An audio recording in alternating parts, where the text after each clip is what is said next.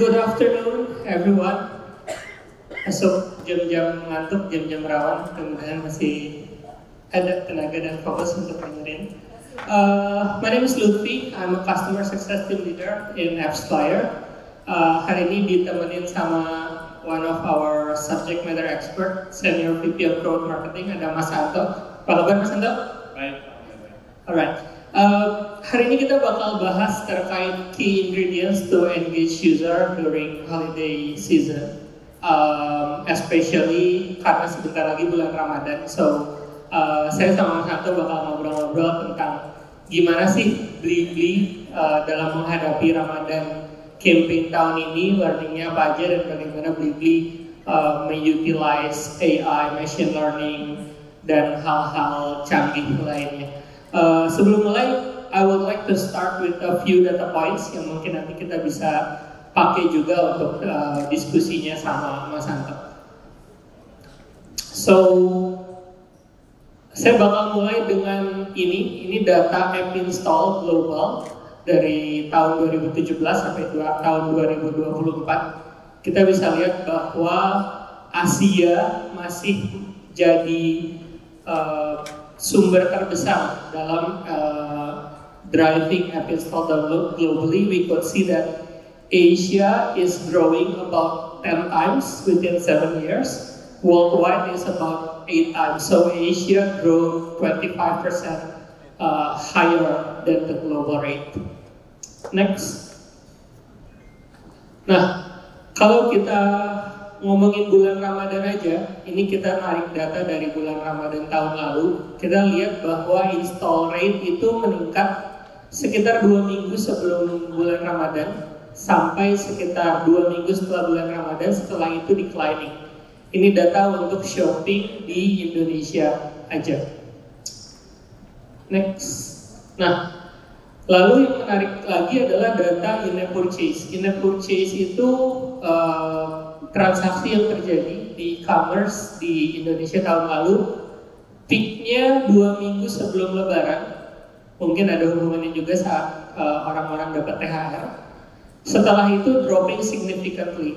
Kita lihat setelah THR itu jatuh sampai 4 kali lipat. Oke. Nah, nggak cuma in-app purchase saja, tapi retentionnya pun drop. Jadi setelah THR, retentionnya drop significantly. Jadi jangankan orangnya masih berbelanja, masih shopping, tapi bahkan buka app-nya pun enggak. Gitu ya, itu data-data yang kita dapat dari Ramadan tahun lalu. Nah, data tahun ini seperti apa? Mungkin itu yang bakal kita bahas bareng-bareng sama Mas Anto kali. Boleh next? Itu by the way, data-data tadi adalah data-data yang baru kita rilis, reportnya baru keluar sekitar mungkin beberapa hari yang lalu. Kalau misalnya kalian ingin lihat data negara lain dari vertikal lain, bisa scan aja QR ini, dapat datanya. Gitu. Nah, sekarang mungkin kita ke Mas Anto kali ya. Mas Anto, dari data-data yang tadi di-share, menurut Mas Anto gimana? Apakah sama dengan yang dilihat Blibli juga? Atau Blibli melihat sesuatu yang berbeda nih? Kalau secara umum sama, jadi sebenarnya berulang ya setiap Ramadan. Jadi kalau akuisisi itu udah pasti paling benar dan paling efektif itu 2 minggu sebelum Ramadan. Jadi kalau sekarang berarti pertengahan Februari kita harus sudah mulai jauh lebih agresif. Jadi kalau misalnya mau scaling mulai dari awal bulan Februari ini mulai naik sampai di minggu ketiga, minggu keempat itu puncaknya. Baru setelah itu di minggu sama juga minggu pertama, minggu kedua Ramadan itu masih bisa di maintain untuk acquisition. Nah, mungkin yang kita lihat adalah bedanya gitu ya. Kalau kita lihat Ramadan kali ini sebetulnya karena maju sehingga dimulai kemungkinan mulai 1 Maret sampai akhir Maret gitu. Jadi sebenarnya kalau kita lihat bakal ada 3 peak sales sebetulnya. Jadi yang pertama di awal Ramadan atau sebelum Ramadan. Kenapa? Karena baru gajian. Nah, beda sebelumnya. Kalau sebelumnya kan mulainya tanggal 10, tanggal 11 kalau saya. Itu kan duitnya biasanya udah habis ya.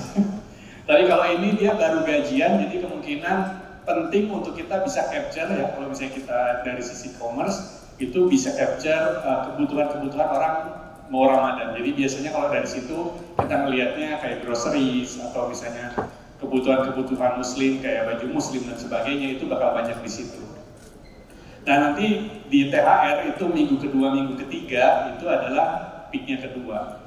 Dan jangan lupa bedanya kalau sebelumnya udah nggak ada peaknya lagi, tapi yang kali ini akan ada. Kenapa? Karena akan ada gajian bulan Maret yang pasti maju, kemungkinan besar maju ya.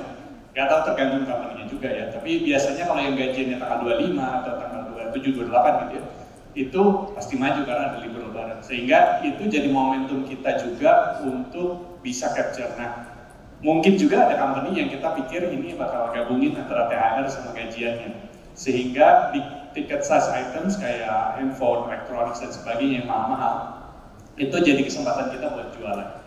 Lebih ke situ sih jadinya. I see, interesting. Aku baru nyadar juga bahwa tahun ini bakal ada gajian, terus THR, terus gajian lagi dalam satu bulan. So it will definitely drive the transaction-nya. Cuman bertanya nih, kalau misalnya caranya Blibli nge-cater momentum itu, kalau tadi kita lihat kan berarti memang ada momentum-momentum yang akan peak dan harus di-cater oleh advertiser.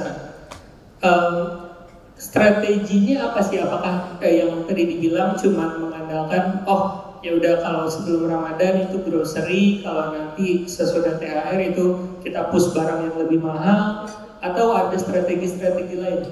Sebetulnya kalau kita melihat ke situ, yang pertama kita lihat objektifnya dulu yang gedean ya. Jadi sebenarnya kalau tahun ini sama beda tahun lalu, itu kita sebenarnya kejarnya sekarang lebih ke profitable growth. Jadi tahun sebelumnya growth-nya lebih banyak daripada profitable-nya. Itu enggak, maksudnya itu juga penting ya.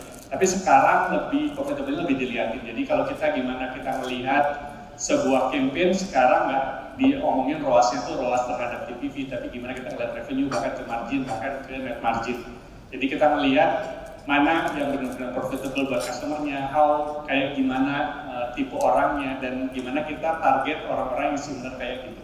Jadi nggak sekedar nambah-nambahin, tapi kan sebenarnya nggak penting, atau LTV-nya juga nggak panjang, itu cuma first time buyer. Terus pastinya dari sisi produk tadi udah sempat dibahas. Kalau yang sebenarnya seasonality sebenarnya bakal selalu mirip. Kalau Ramadan, pertama itu pasti persiapan, dia stok makanan segala macam ini itu. Terus buat biasanya ada peralatan kayak buat Ramadannya dan sebagainya. Sebenarnya kalau pakaian muslim relatif dia datar di sepanjang Ramadan itu. Nah tapi kalau untuk yang tiket item itu kita siapin di pas THR. I see. Kalau misalnya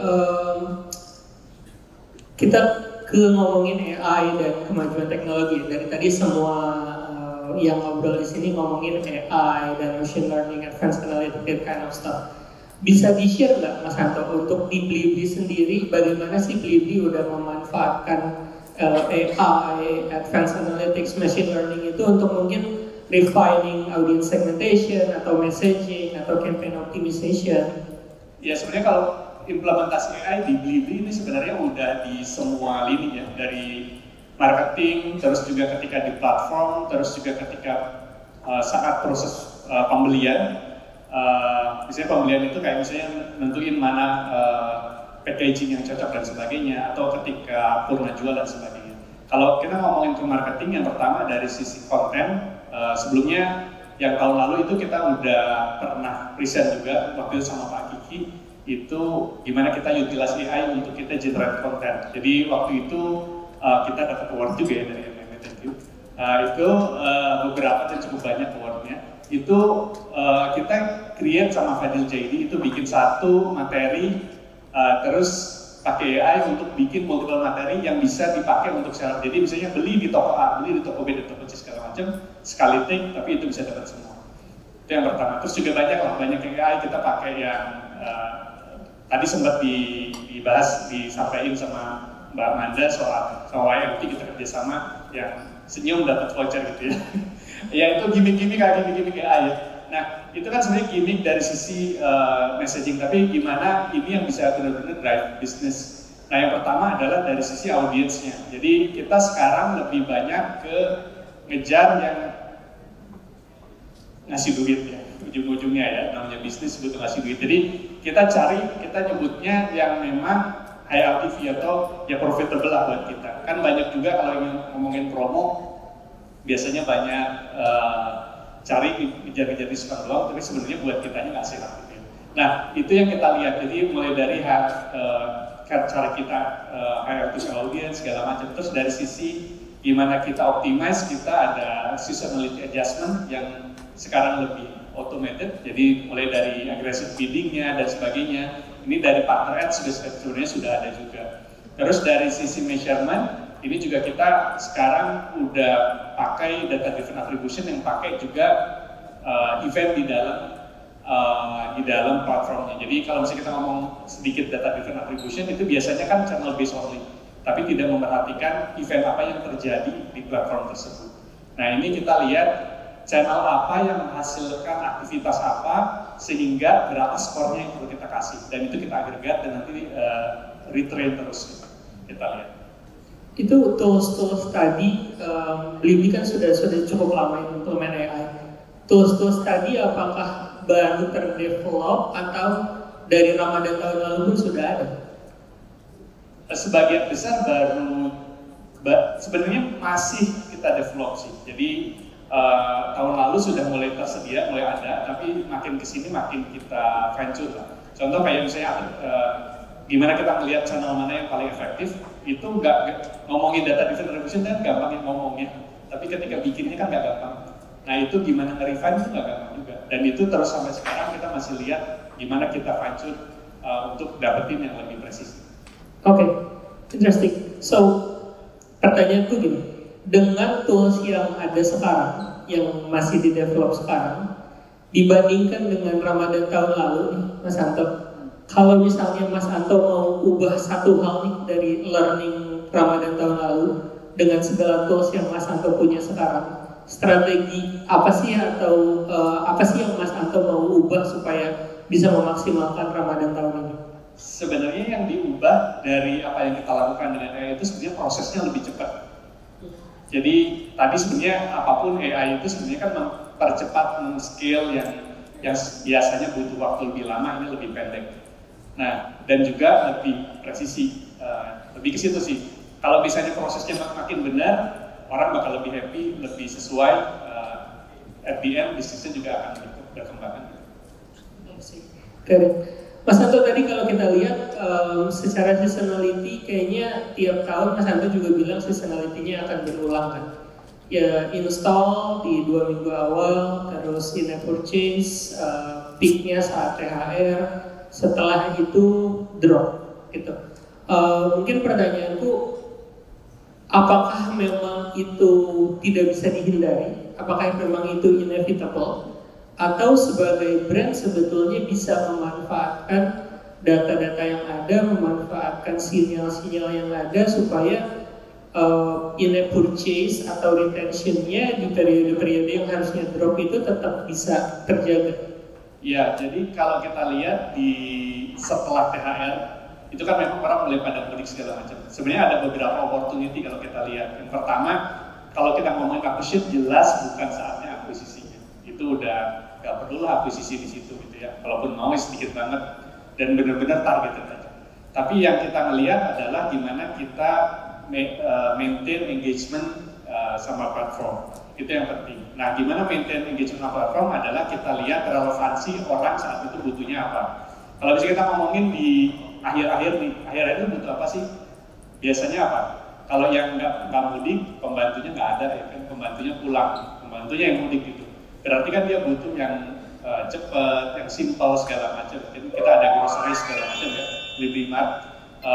Terus juga kita ada 2 jam sampai dan sebagainya. Itu juga kita lebih fokus ke sana sih. Terus juga ada beberapa yang produk-produk lah yang discounted item segala macam, itu juga penting. Jadi sebenarnya yang lebih gampang atau lebih cepat buat dibeli aja, yang decisionnya nggak perlu terlalu lama, dan dia juga nggak khawatir kalau misalnya dia pergi. Kan kadang kalau beli handphone datangnya pas dia mudik takut dia. Nah, jadi pastiin kalau barangnya ya bisa deliver cepat, dan juga barangnya memang dibutuhinnya juga cepat. Lebih ke situ. Dan gimana kita maintain benar-benar mana yang butuh apa, kita target. Jadi secara spending pasti udah lebih linear, lebih sedikit gitu ya. dan lebih ke maintain level aja sih. How do you know during those period kayak akhir Ramadan kita bakal push misalnya barang-barang yang cepat beli di mart misalnya. How do you know saat THR ini yang di push handphone itu? Do you have some kind of algorithm to catch that kind of signal atau based on historical performance saja? Itu ada dari tim data analis kita yang ngelihat, data scientist juga yang ngelihat pattern-pattern itu. Jadi sebetulnya kita tuh internal ada kayak SKU atau product incrementality test. Jadi kita lihat seberapa dia bisa naik atau bisa di titik optimal. Dan itu kita lihat patternnya juga. Udah pasti historical data pasti penting, cuman kan biasanya ada input-input baru yang bikin itu bisa berubah. Oke, interesting.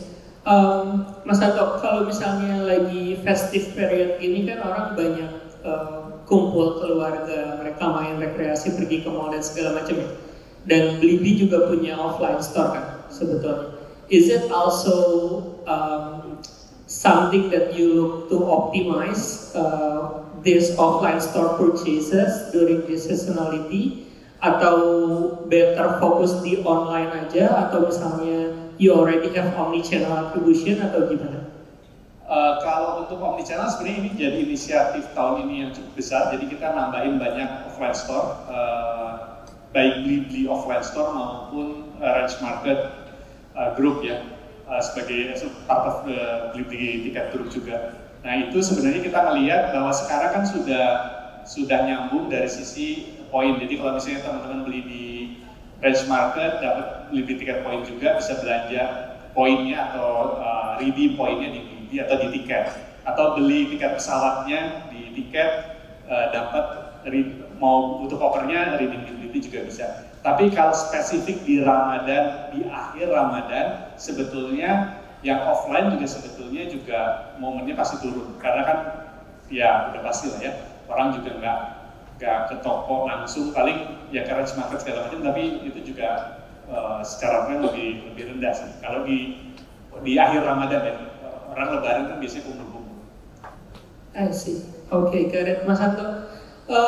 I think that's a really insightful discussions about the Ramadan. Mas Anto, mungkin sebelum kita tutup, if you were to give like 3 tips for our fellow advertiser and marketers here menjelang Ramadan, what would be your tips for our fellow marketers here? Yang pasti kita harus ngerti beneran objektif utamanya apa sih. Dan dari objektif utamanya kita tahu benar-benar measure suksesnya itu ada di mana. Ini dianggap suksesnya di mana. Karena kadang cuman sekedar pengen dapetin AI segala macam, akhirnya ngaburin objektifnya. Karena kadang ya AI gitu, tapi then what's the impact for the business itu kan penting. Jadi AI ini pertama kita ngelihatnya kita butuhnya apa, baru kita cari solusinya. Jadi bukan AI-nya terus bisa ngapain. Kadang oh ya pakai ini nih mungkin bisa gitu. Akhirnya kadang kita terlalu banyak inisiatif yang akhirnya juga nggak fokus gitu. Jadi pertamanya objektifnya dulu kayak gimana, kita fokus success message-nya apa, dan mungkin beberapa hal AI bisa bantu. Lebih ke situ sih. Okay, so bottom line is you cannot improve what you cannot measure. Yeah. Right. Okay. I think that will wrap our session with Mas Anto. Thanks a lot, Mas Anto. Thank you. Hope you guys like it. MMA.